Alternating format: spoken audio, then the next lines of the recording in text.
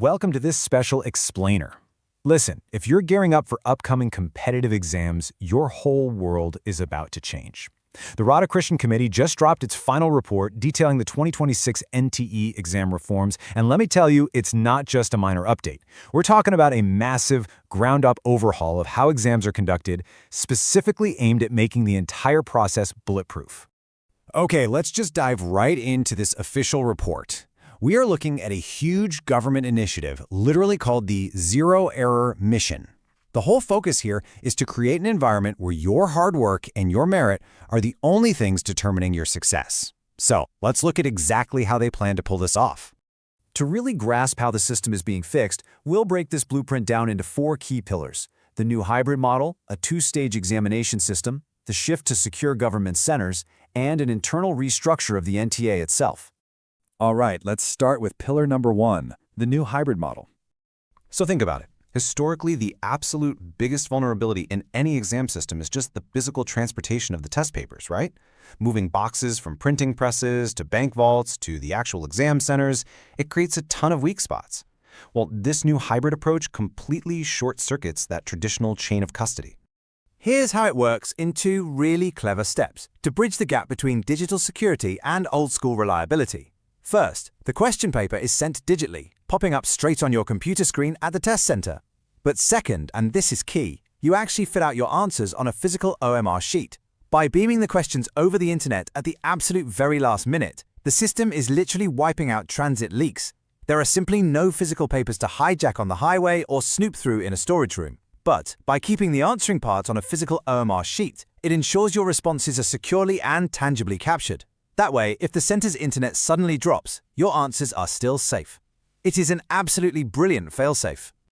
Moving right along to our second pillar, the 2-stage examination.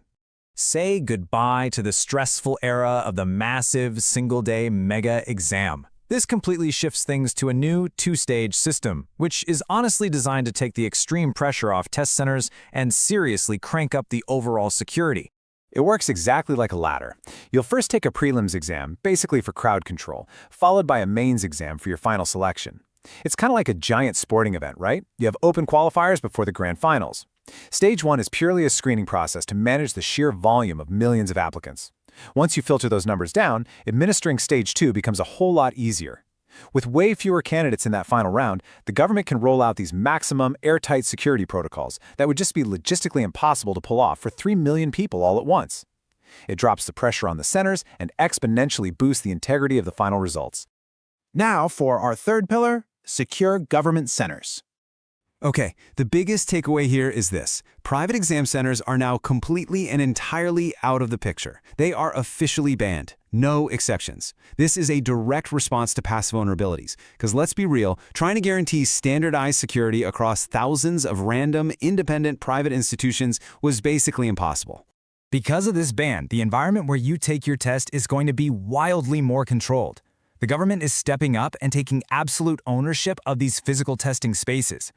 From now on, exams will exclusively be held at standardized government spots, specifically Kendriya Vidyalayas and Navodaya Vidyalayas. Plus, the oversight is going super high-tech. Every single exam room is going to be monitored through live CCTV streaming straight to a central control room in Delhi. I mean, just imagine the sheer scale of that, wiring thousands of classrooms nationwide directly into one single room in the capital. It practically zeroes out the chances of localized cheating or any local administrative tampering. Finally, let's look at our 4th pillar, the NTA's new structure. You know, you really can't fix the exam without fixing the actual agency that runs it. So the focus here is on building a completely self-reliant, ultra-secure internal organization. According to the report, the NTA is completely cutting off its reliance on outsourcing.